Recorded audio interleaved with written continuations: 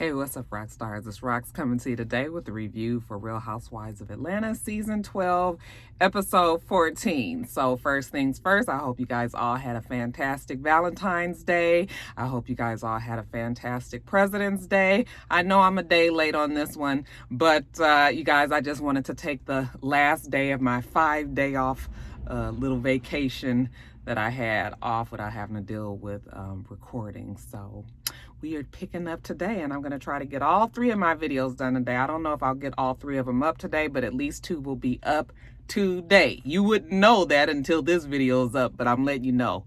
At least Love and Hip Hop New York will be up as well. Okay. Also, you guys just give me a little, cut me a little slack. Y'all know I don't know how to do my baby hair. Jada's away at school, so it's just a little nappy. I pushed it over on the side. Y'all know my edge is real struggly. But I figured since it was natural, you know, the whole natural look, you know. But it's real, y'all. If you get a little glimpse of, you know, some bareness, just act like I did already told y'all. Okay. But that's pretty much it, you guys, the review. Let's get to it, shall we? All right, you guys. So the show opens with Nene and Cynthia talking about how their friendship disintegrated. And I'm figuring to myself like, oh God, is this going to be the episode where I guess these two try to turn a corner and at least try to coexist within each other on the show together? So I'm figuring because the way it opened, that's how it's going to be. But let's just get to the way it went. So we see Nene, she's at Swag. Marlo walks in. I loved her outfit. She put it on her Instagram. I didn't know that it was even on the show. I saw the show just about an hour ago. Actually, it took me about 3 hours to watch the show. The internet at my job sucks. So anyway, you guys, when Marlo walks in, she's just like, now what's this? Oh, it's a bottle of wine that Cynthia sent her, you know, because she never got to thank Nene for sending the cheese and crackers or whatever she did to the wine event that Cynthia had since Nene couldn't be there. So this was her thank you for that. So Marlo reads the card out loud, and then after that, she was just like, so how do you feel? It just sends like chill bumps all up and down my body. And Marlo is shady. She kind of feels like they owe it to their friendship to have some sort of closure, even if they can't be besties again. You know, there's been too much love there for it to just all be lost. So, you know, Nene says, ask her girlfriend at the shop, could she take over while she goes to lunch with Marlo? They're going to a steakhouse. While they're in the car, Nene is telling her how she spoke with her life coach, and you know, she told her life coach that she would like to get the sisterhood back with these girls, you know, and that she needs to have some sort of event that would foster in the feelings of sisterhood, right? Extending the olive branch is what she kept on saying. So she wants to do a brunch, okay? A leopard lunch. It's when everybody dresses in a animal print, because you guys know that Nene loves her a theme party. And they're gonna have brunch together. Marlo was just like, even with Kenya there? If Kenya's there, it's not gonna work. Yes, even Kenya. Okay, this is the olive branch extension. And speaking of Kenya, we see her at home with the baby, and she gets a call from Cynthia. She's in the driveway. She's on her way there. Cynthia said that, you know, she had to put Kenya on ice for a little while because she was pissed at her about that cookie lady situation. But now she's there, and I guess she's going to try to talk to her about it. So, you know, she comes in. We see the baby. You know, they do a couple of little giggles. Kenya has made lunch for her. Cynthia prays over the food and sarcastically mentions how Kenya threw her under the bus. And, you know, Kenya's like, okay. Long story short, Kenya was pissed at Cynthia because Kenya did not know that Cynthia had already gone and talked to Tanya about the cookie lady. Okay. She felt like she was covering herself and kind of left Kenya out there to dry. So that was the reason why Kenya mentioned what she did. Now, we still didn't get no clarification on why Cynthia thought it was cool to invite the cookie lady anyway, when we knew that supposedly she was saying that she was, you know, highly desired because she was so beautiful by Paul. So, you know, even though Kenya apologizes, you still shouldn't have invited the bitch anyway. I ain't forgot that, but obviously we got bigger fish to fry here. So Kenya apologizes. Okay, yeah, but she did explain to her why she did it, and Cynthia says she receives that. Okay, we all grown here. We're receiving shit. Then we get on to Cynthia telling her about Nene and that they just decided that they're going to sit down and talk because, like I said earlier, there's too much love, and is it just going to all be lost? I mean, they were friends for 10 years, okay? So they owe it to themselves, and they hope that, we can get this shit handled. Okay, well, that's good. Now, how was L.A.? If you don't count traumatizing Mike's 12th grade daughter, the trip went really well. No, she said that she was a little concerned about #chill's philandering ways, okay, back in the day, of course. Cynthia's a little concerned about that. Well, Kenya says, well, her feeling is always once a cheater, always a cheater. However, people do change. Okay, so which is it? Is it always a cheater or do they change? I mean, you go to counseling, I really feel like people all have it in them and you just make the decision to do it or not. That's basically what cheating is, okay? Maybe they should do counseling. We are all a work in progress. I said amen to that. We all are a work in progress. So we'll see what comes of this whole new storyline about #chill, and Cynthia being so concerned. So, you guys, let's just get to this meeting that Cynthia and Nene had. It was a long time coming, I suppose. Cynthia is at her wine cellar. She calls Eva before Nene gets there to let her know that Nene Lanithia Monique Leaks is on her way there so that they can have a talk. Because she can't stand the feeling of knowing that Nene hates her. All right. Now we see Nene come, and Nene says that she's also hopeful that they can fix this, but she's pissed at Cynthia for making her seem like she was such a bad friend. When she gets there, it starts off pleasant enough. Cynthia's very happy that Nene's there. I'm telling you guys, Cynthia really loves Nene. She wants to be her friend. You could tell she was very happy that she was there the whole nine. Got a piece of meat stuck in my I don't know where that's from because I ain't ate no. Oh, no, I did have a sandwich this morning. The meeting starts off pleasant enough. They hug and, sit down and they have their wine and everything. They're across the table from each other. After the pleasantries is gone back and forth, we get down to it. Nene says that she didn't like the fact that Cynthia said that she was a toxic friend. And she just kind of wants to know what Cynthia meant by that because Nene felt like she's always been a good friend. And Cynthia says, well, you know what, Nene, when it's good, you are a great friend. Okay. When it's bad, you are a bad friend. She didn't say it like that, but that's basically what she said. Listen, the whole thing is this. Was the word toxic kind of strong? Probably so. Okay.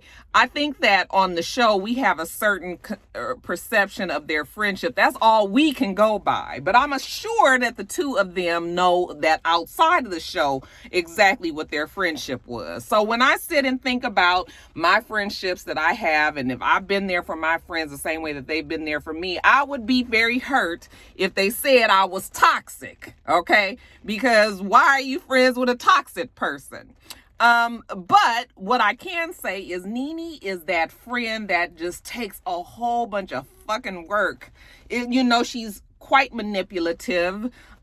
She is one of those ones that likes to blame, but probably won't take accountability.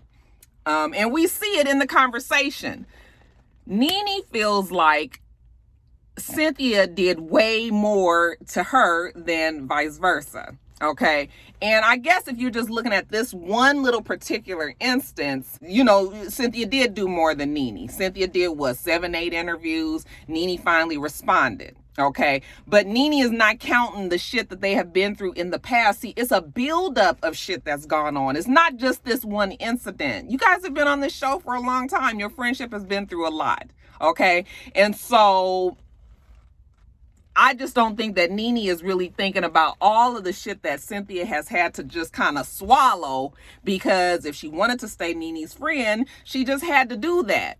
So that's where the breakup is here. So when Nene is saying you did more than I did. Now we arguing over percentages, okay? Instead of just, let's say 50-50, I did my part, you did your part, okay? No, Nene is like, no, but you did 80, I did 20, okay? But over the years, that's what we counting, okay? But nobody has that kind of time on this show to talk about all of the shit that's gone on between Nene and Cynthia over the years. So while I can see where Nene is coming from, I also think that Cynthia just couldn't seem to put it into words, the reason why she finally was fed up. Okay. And so finally, then Cynthia starts to get on the defensive, and she was just like, listen, Nene, you could just go rest well at night knowing that I'm happy. Nene was like, what does that have to do with what I'm talking about? Of course, I don't care if you're happy or not, but I would want you to be happy, and at peace. All right. And so, but Nene starts to go in again about, you have this side. Well, I suppose everybody has a side. You get pushed far enough, you might say or do some shit that you normally, that's unbecoming to you. Right. So I would imagine most people has a side. It's just how easily it comes out. So, Nene is like, you make everybody hate me, and blame me for the thing. Anyway, the conversation is going left. It's not doing well. Cynthia kind of gets a little defensive. Nene starts to feel attacked. Okay. She is, like I said, that tyrant friend that you just be like, you already know what it's about to be. She gets up because she can't take it anymore, and she walks out. Now, I thought she was going to get in her car and leave. Obviously, the producers made her stay. Cynthia says that she got to run after her like Forrest Gump, like she wasn't going to do it. But next thing we know, she's running out there. Not running, but I'm just giving you this visual. So she goes out there, and now Nene is crying. You just made me look so bad. And, you said I'm a toxic friend, and I just don't think you understand how hurt I was. Okay.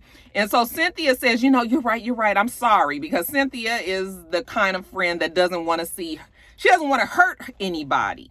Okay. So she's just kind of rushing to say, I'm sorry. But the whole thing is Cynthia has a right to feel the way that she does.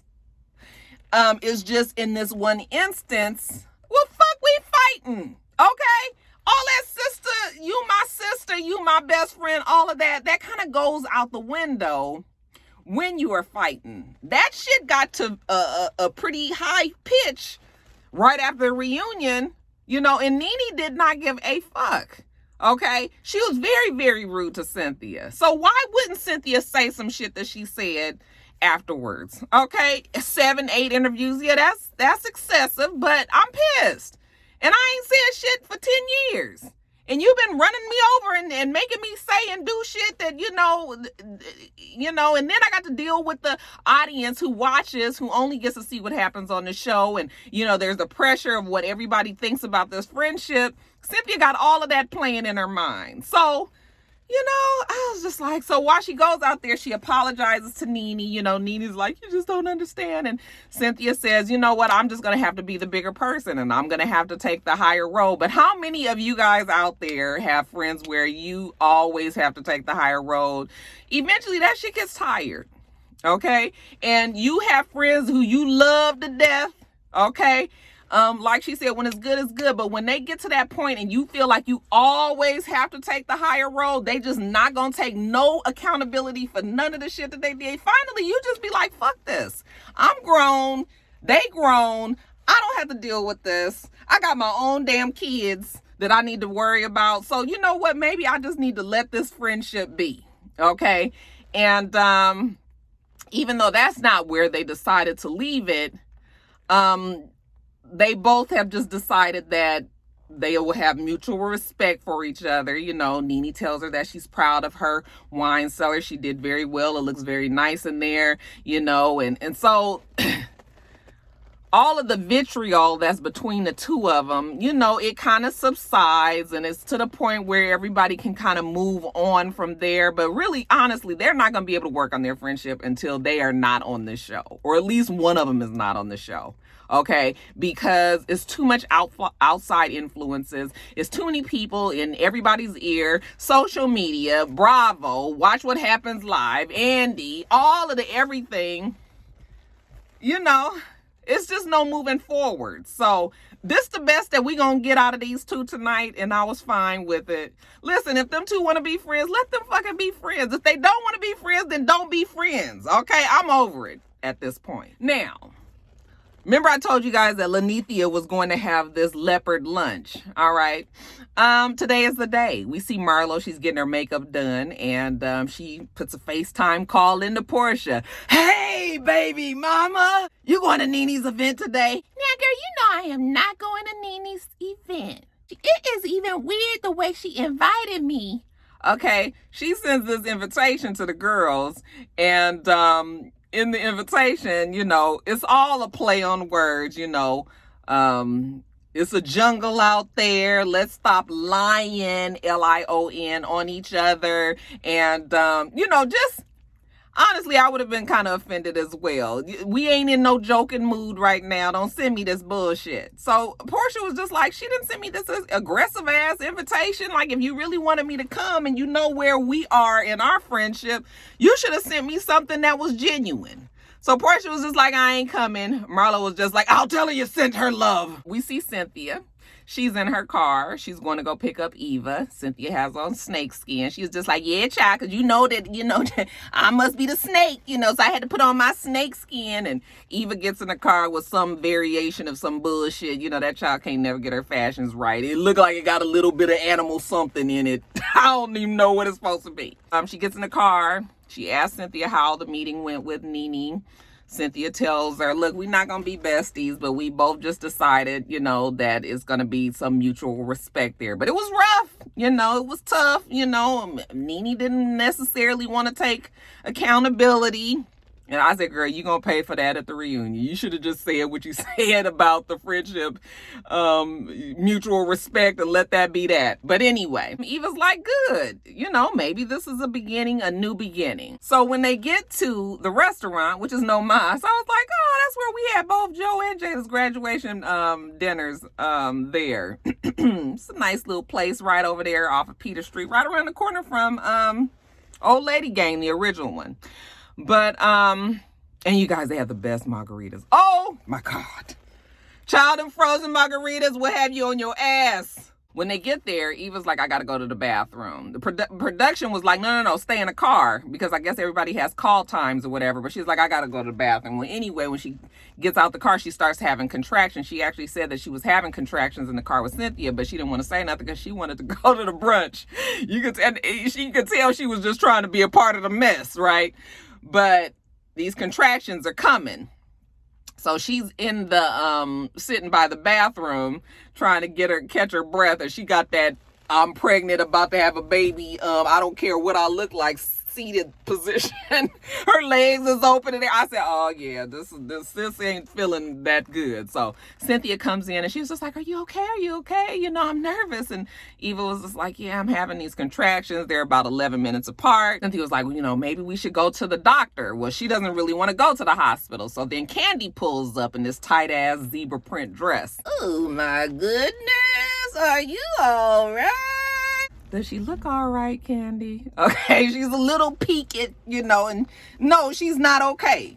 So she sits down, and Candy was just like, has anybody called Dr. Jackie? So Eva pushes her the phone. Call her. Dr. Jackie answers the phone. Hey, Eva. And Candy was just like, well, doctor, she is having contractions. They're about 11 minutes apart. Dr. Jackie says, tell her she needs to go to the hospital. Okay. When Eva hears that, she says, I don't want to go to the hospital. She says she don't want to go to the hospital. Dr. Jackie says, well, fine. I could tell you instructions on how to deliver a baby right there in No Mas. Okay, well, we not doing that. No, we not doing that. So take her ass to the hospital. Like I said, I guess Dr. Jackie gonna meet them there. So, change in plans. Cynthia says she will take Eva to the hospital. This is perfect for her. She probably was like, let me kind of get away from Nene and all that's going on here, because a producer could have taken her. But no, Cynthia said she's going to take her. Let me go get the car, Right when she was walking out, Tanya was coming in. Hi, I'm looking for my friends at Jungle Party. But she sees that Eva's walking out and all of that. So it's a little bit of a commotion. Cynthia goes to get the car. They help her down them steep ass steps. You guys don't even know. Them steps are so bad. My friend Simone fell all the way from the top to the bottom once. I'm getting off. So anyway, they put her in the car. She's very upset because she's not even ready. The baby is early, and she knows that if the baby does deliver, the baby's gonna have to be in NICU. She's probably gonna have to leave the hospital without her child. It's just not desired. Plus, the baby is not finished developing. You never really want to have your baby early. So this is not good, okay? But we're gonna rush on down to Northside Hospital and see if they can even get it stopped. Now, in the meantime, back in No Mas. So I wasn't really paying attention to the time at this point. I started paying attention to the time a little later. But when Cynthia, Eva, Candy, and Tanya were pretty much on time. All right. So while Tanya and Candy are sitting there waiting, Candy was like, well, when's the last time you've been with the girls? And Tanya was just like, well, I just went to lunch with Cynthia, Eva, and then here comes Kenya, and she invited the cookie lady. Candy says, well, she hasn't even seen Kenya, but Kenya's supposed to be coming today. Kenya was just like, well, that's fine, because it's a long ass table, and she gonna make sure that she keeps herself away from Kenya's negative ass. And then on cue, in walks Kenya. Kenya looks nice. She has on a white jumpsuit. It's not quite the animal print that the theme said, but she has a animal print purse. Candy was just like, is that supposed to be your animal print? And Kenya was just like, yes. Like, well, you better keep that on your shoulder the whole time. And I can't stand when people don't stick to the theme, so I can understand the irritation there. But Kenya said that she thought it was big of Nene to invite her, considering they're not in a good place right now. Kenya only came so that Nene would apologize to her. She's going to give her the opportunity to apologize. And I said, girl, you are so low on that list of apologies. I don't think that one will ever come, even though Nene was very wrong saying what she said about her when she was pregnant and her baby and all of that. But Nene right now ain't really trying to do that to Kenya. Give her no apologies. So Kenya comes in. This is when I pay attention to time.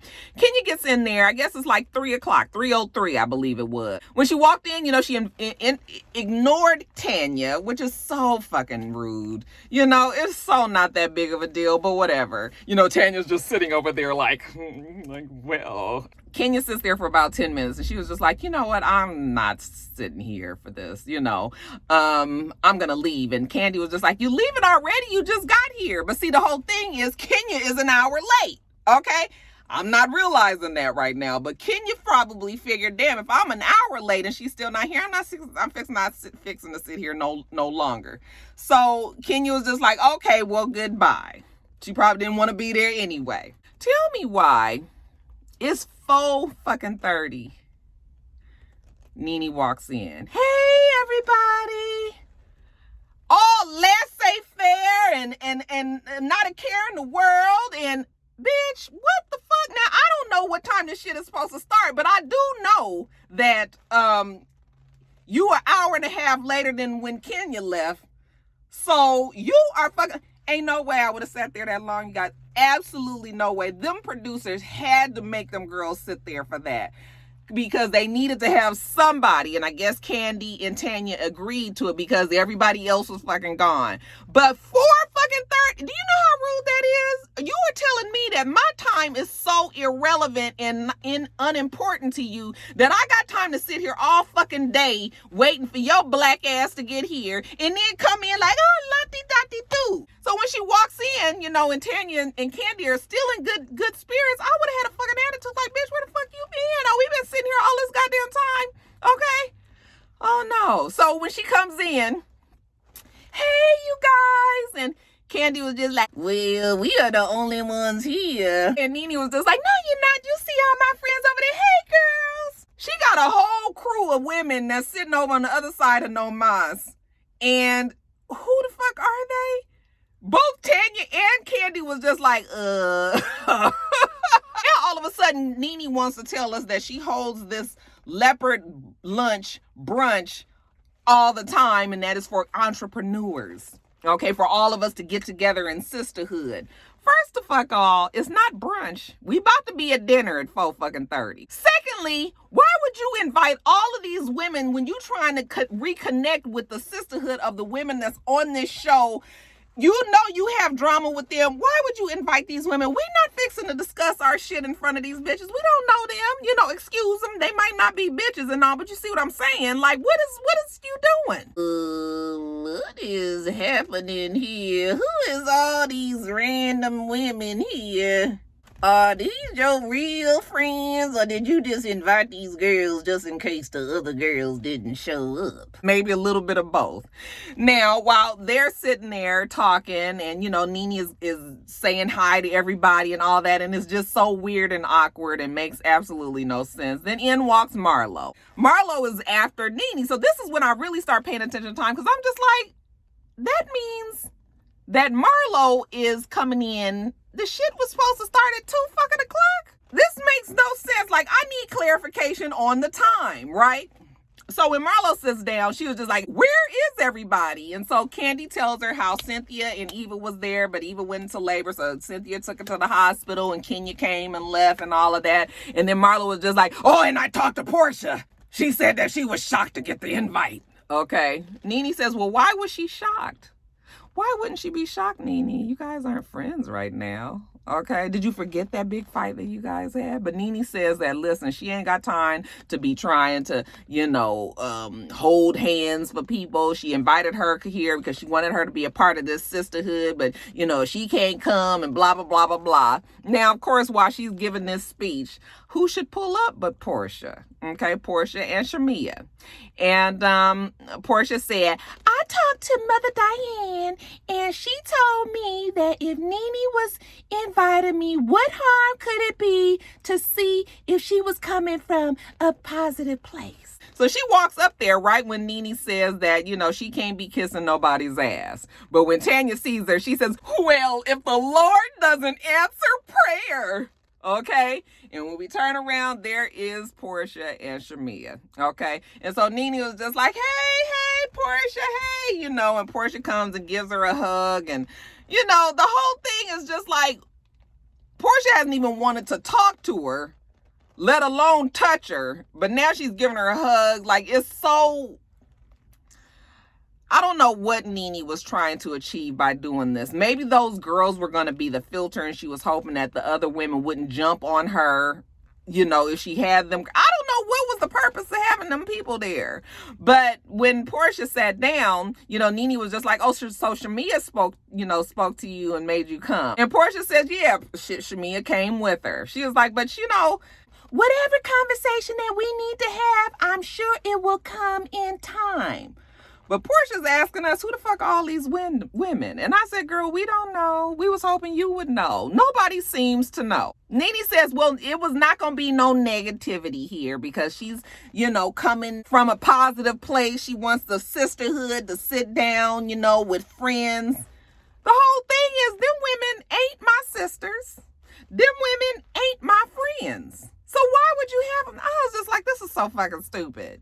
So while they're all having this discussion, the phone rings. Candy was just like, well, excuse me, hold on, it's Eva. Okay, so she walks over to the side and Eva tells her that she's checked in. Cynthia left. Her husband is there. She's about 1.5 centimeters. Okay, but she was 0 centimeters. She had just went to the doctor the day before. So remember we had seen earlier in the show she was getting that vaginal ultrasound, which actually can aggravate contractions sometimes when you get shit stuck up in there. That's why they say towards the end of your pregnancy you shouldn't really be having that much sex because it makes your body be contracted and shit, and then you get pushed into having very strong Braxton Hicks or maybe even go into labor. So anyway, Cynthia's gone. We're going to see if she shows back up at this thing. But, tell all the girls. And Candy says, okay. So when she comes back to the table, she tells them, and she was just like, okay, what did I miss? Okay, girl, you ain't missed a damn thing other than confusion. Nene is happy that Portia came supposedly, but she's still sort of like aggressive when she's talking to her. She has a little bit of an attitude. Like,